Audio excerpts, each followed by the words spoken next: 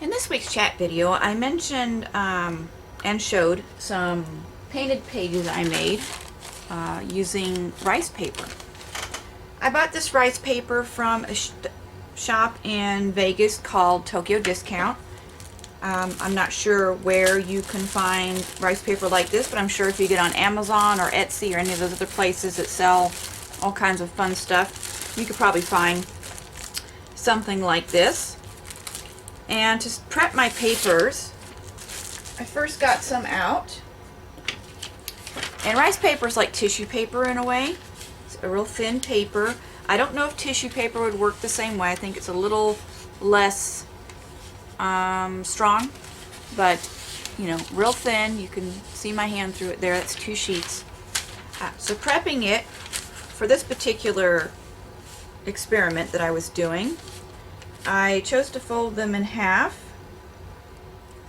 When I did the larger sheet, I had issues trying to move it about, and I thought that by having it half size that I could cause less damage to my paper when trying to move it. So I didn't get any fancy scissors or anything like that. I just used my palette knife to cut the slit here at the center.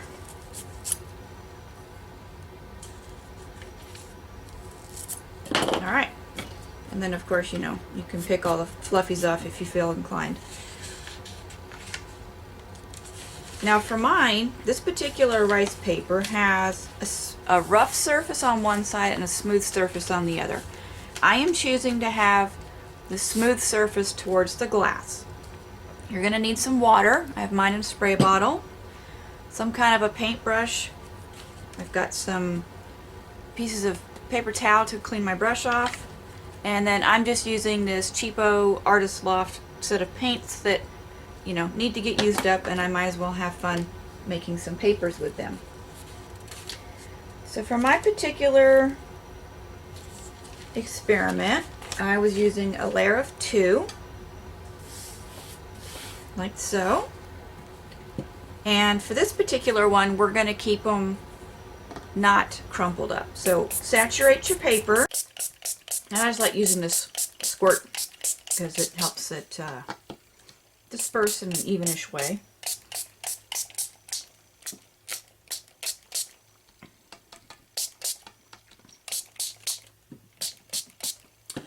And I've noticed it works better if it looks like it's saturated, like what you see here. Just be gentle with it. I even used a brayer at one point to try and scoosh the water into the paper a little.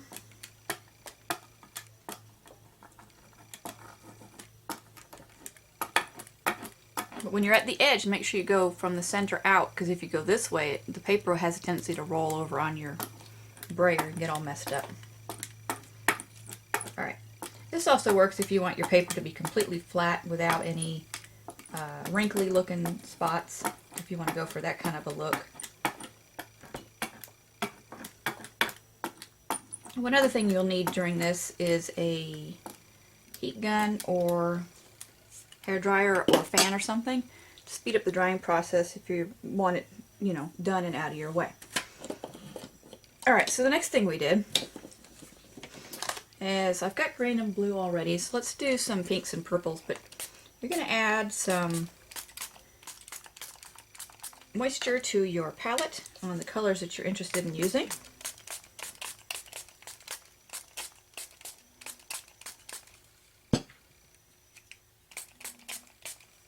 Alright, give that a little bit of time to work.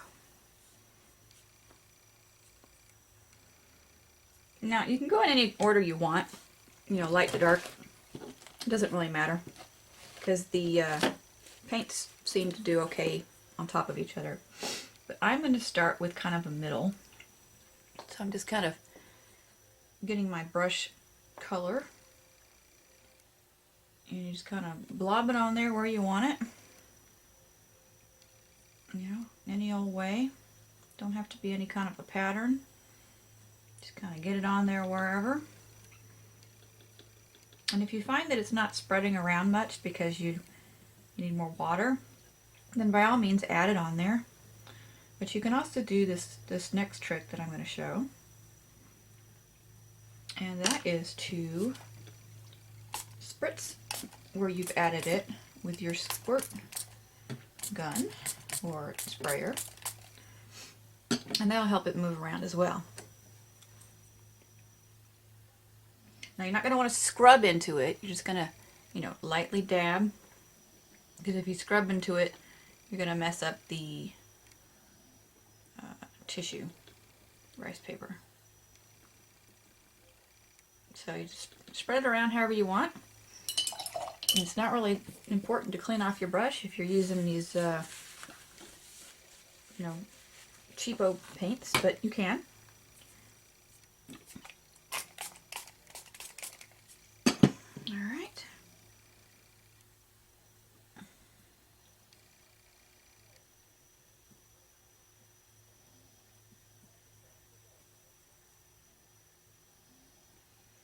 You know, you can have separate spots, but also have your colors near each other so you can get a bit of the transition going on.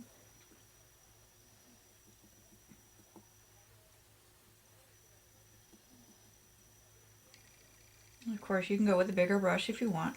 I just grabbed this one because I used it last time.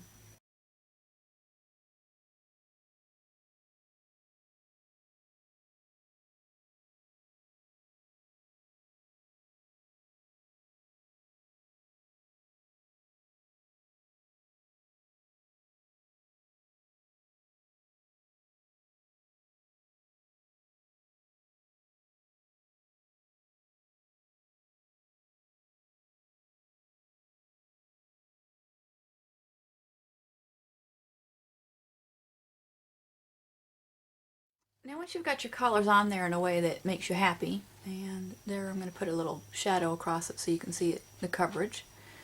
This is when you're going to get your heat gun out and start to dry it. Before you get too dry, you can also grab one of your spare pieces and do a little bit of blot up, like so, almost like you're doing a jelly print. And then that way you can get a little bit of that extra fun color onto your other paper. Now you might want to be, if it releases from the lower one like that, you might be tempted just to peel it off, but don't. Seriously, just leave it on there and dry it as much as you can. You might want to like just barely start the edge of the next one down so you can get the air underneath because it helps it dry. Don't go picking it up before you've got it mostly dry or you're going to mess it up and you're going to get mad at yourself. So just a tip there.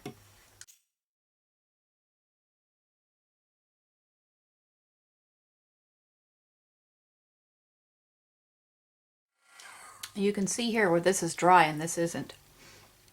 And you'll know on here as it dries because the color will change. It'll actually get, the whites will show up better.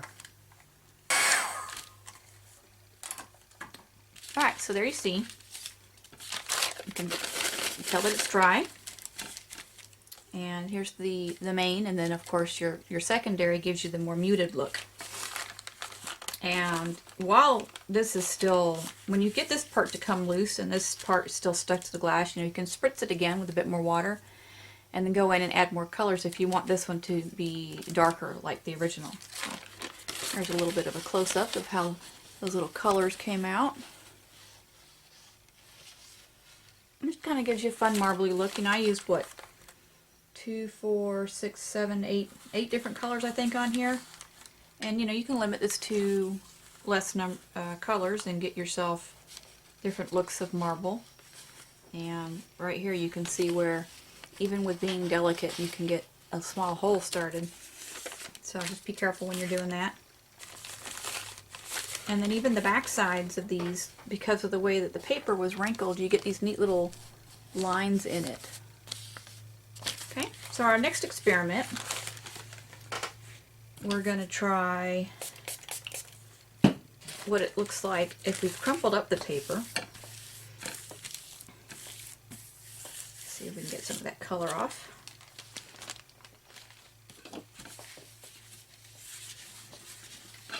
It's not that important to clean your glass unless you don't want that specific color on your next one. And you don't even need to use glass. You can use your craft mat or self-healing mat, whatever. Just something that isn't going to be affected by your heat tool if you're using that to dry your paper. Alright, next 2 sheets. Alright, now these 2, we're going to crumple first before we wet them. Give them a good squish. Let's get some clean water in my little syringe here.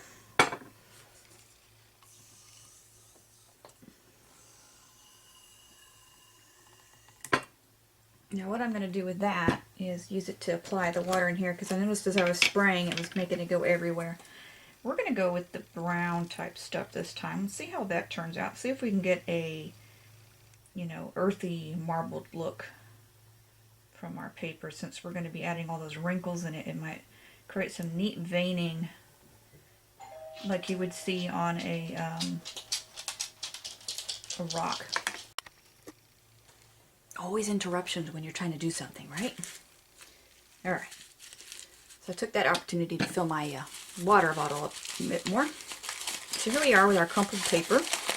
Be careful when you crumple it so you don't mess it up. If you're using tissue paper instead of rice paper, you know, it's going to be very delicate when you're getting in there. Alright. So now we're going to get the water on it.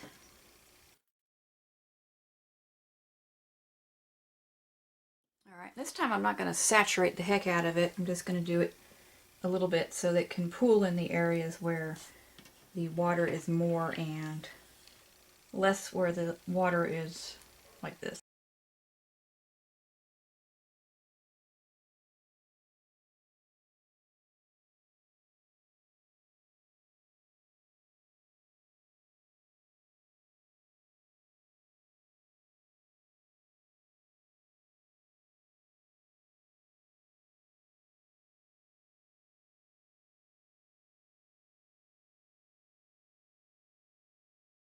Now, there's no right or wrong way, in my opinion, on how you go about applying your color, whether you have it, you know, all concentrated in one area or spread apart or flicked on or whatever. You know, just get the color on there in a way that makes you happy. And, I don't know, I'll zoom in a little bit so you can see how it looks before it dries, if I can find my zoom. So, you know, it's pretty much just like that, and then I just did a bit of flicking with the black. I didn't want a whole lot of black on here, but, you know, algae and stuff grow on rocks over time, so if you splat it on there and in the wet, you can get this neat, you know, spreading out look that kind of looks like maybe algae that started growing on something. That can be fun. And now we're going to go about drying it. Alright, this is half dry. You can see here on this side where it's dry and this side is, you know, damp still. You can see the vast difference in how the color looks. If you get it to this point and decide that you need more coloration or something to it, you know, spray it and add some more. It's hard to see sometimes when it's wet where exactly you've applied your color. Alright, so there we are with the last colors. Now, as you can see where the paper had got crumpled up, it's created some neat little, if this were ironed out, you'd see it really well, but you can see the ridges and stuff that were created because of the crumpled paper. So that adds to your background interest. And then here's the lighter version of that one, the back piece. And of course, there's the reverse. Now, I personally think this one didn't turn out as cool as the pink and purples that I did, or the green and the blue.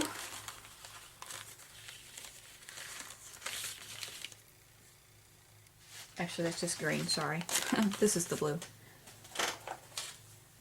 So, you know, if you're playing around and you decide that one set of colors works better than the others, then, you know, there's no rule saying you have to do them all. So there's the blue. So blue, green, make some purples, and then the browns. So I'm not sure what I would do differently on this one. Maybe I would spray it more after I've added the paint to the paper. Maybe spread these darker blobs out better. This area here I think looks really awesome, where it's got all the little subtle bits together, but I'm not sure I like these darker bits. I think my next attempt on that one, I will do more of the, maybe I'll saturate the paper more and try and get these more subdued blobule kind of things going on rather than these harder ones, and then also spray that with the water to get it to spread better. Now obviously if you're using different brands of watercolors, they're going to react differently to what you're doing on the paper, and some of the finer quality watercolors I'm sure will be much different results. But just for playing, trying to come up with some painty pages that can be used in things, you know, I figured my cheapo ones that I already had would be a good idea, and that way I can get some use out of them since they're sitting here.